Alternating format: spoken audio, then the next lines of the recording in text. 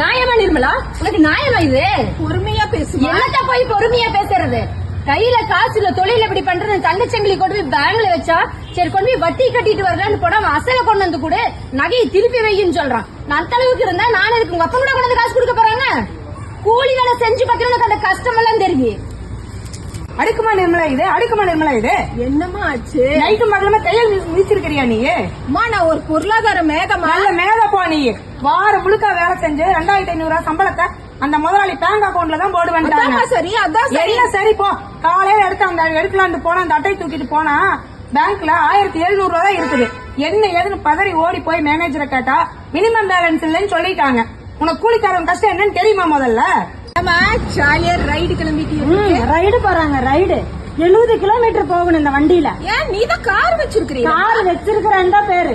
Car வாங்கினத டியூவை கட்டுவனா, petrol போடுவனா, டோல்கேட்ல அடிக்கிறீங்களா ஒரு கொள்ளை, அதுக்கு பணம் கட்டுவனா. உங்க அப்பா வீட்டுல இருந்து அதெல்லாம் குடுக்குறீங்க. இந்த கொடுமைய பாத்தீங்களா? ஐயோ அடுக்கு இவளா சொல்லுமா என்னம்மா? 5 தடவை ஏடிஎம்ல பணம் எடுக்க போய் 6வது தடவை எடுக்கும் போது கட்டணம் கட்டணும்னு நான் நினைச்சேன். அப்படித்தான். என்ன அப்படித்தான்? ஏடிஎம் கூட காலை வச்சாவே பணத்தை எடுக்கணும் இப்பதான் எனக்கு தெரியுது. அப்படி இல்ல, உங்ககிட்ட யாரோ போய் பேசிருக்காங்க. என்ன போய் பேசிருக்காங்க? அக்கௌண்ட்ல பணம் இருக்கான்னு செக் பண்ணாலும் பணம் எடுக்கிறீங்க, பணத்தை போட்டாலும் பணம் எடுக்கிறீங்க, பணம் எடுத்தாலும் பணம் எடுக்கிறீங்க.